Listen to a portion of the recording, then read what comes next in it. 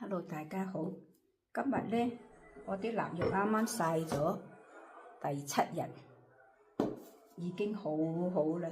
我今日就開始攞嚟煮，炒個菜食。好靚啊，好通透啊！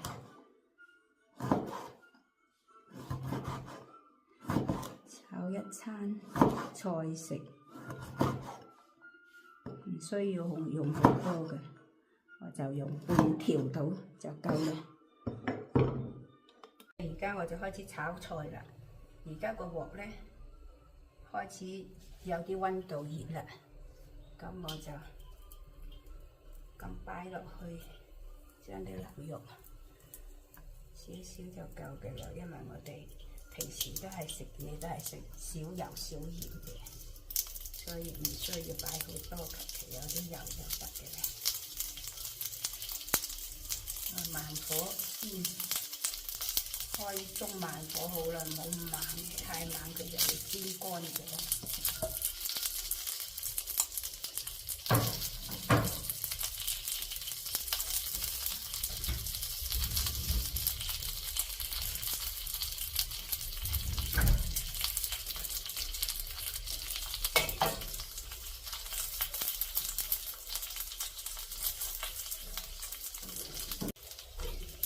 主要都係將慢火將啲油滴出嚟，咁啊用啲油，啲臘肉油嚟炒菜，咁好香嘅。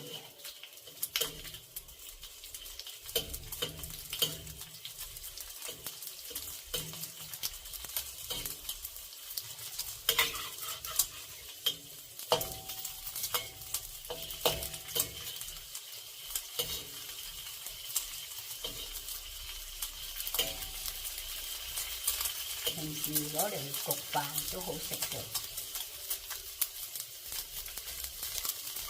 即係好似煲仔飯啊咁樣都可以嘅。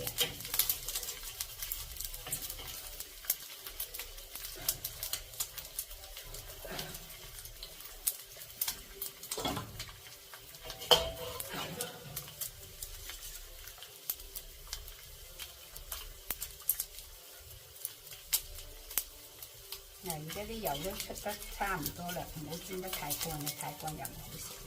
嗰啲臘肉已經攞到差唔多油啦，咁就擺啲薑啦、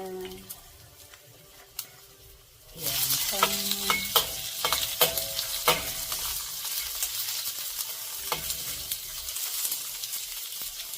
爆香啲洋葱，我中意咁樣好食嘅，啲洋葱又脆甜。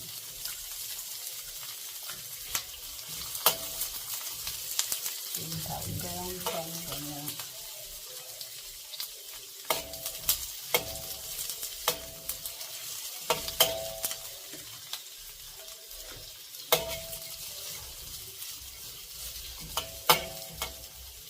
我就開翻大少少嘅火啦。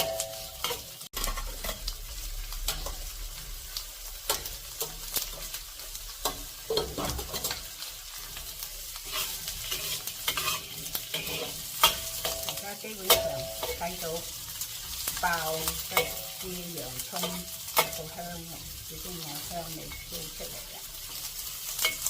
咁呢，我就擺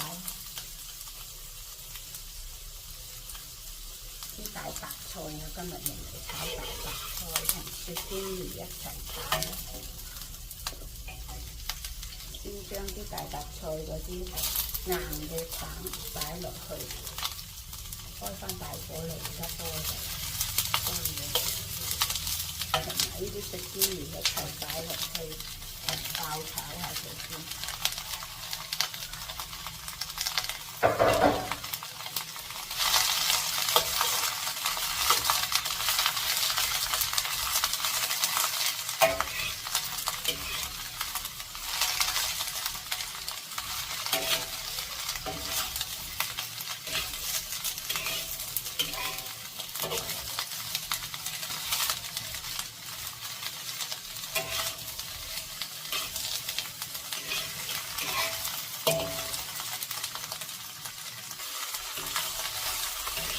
啲食啲苗同就白菜粉爆到一件時期咧，我就打埋呢個葉落去，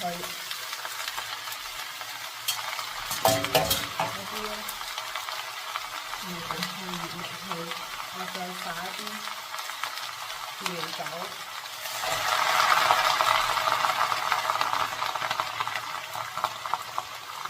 料酒，咁就冚住佢，等佢煮一陣。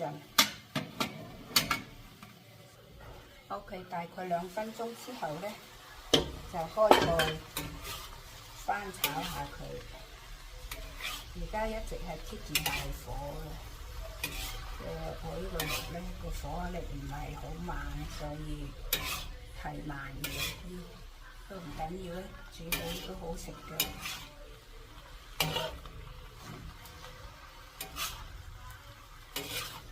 翻佢一輪咧，我又再吸蓋，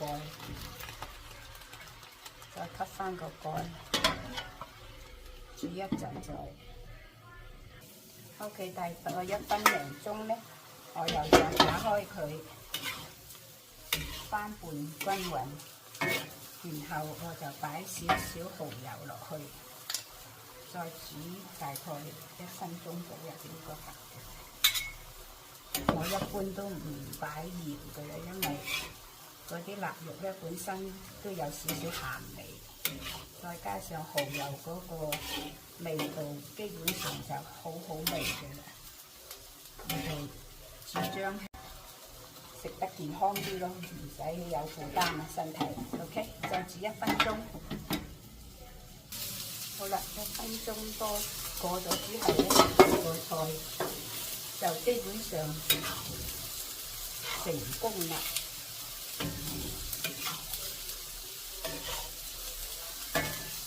臘肉炒大白菜同雪肌蓮。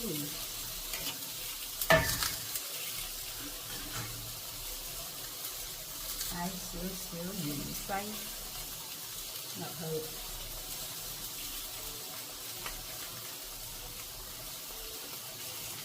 咁佢炒得一兜圍佢，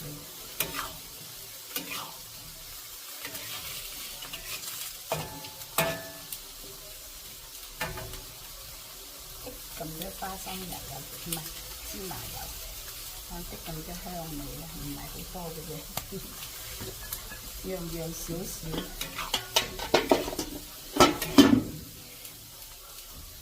好啦，咁就可以上碟啦。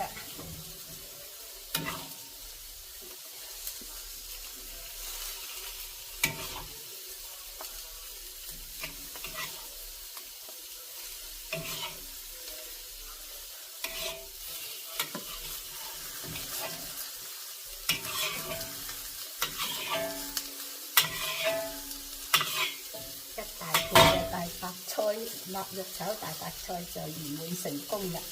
我哋係以菜為主嘅。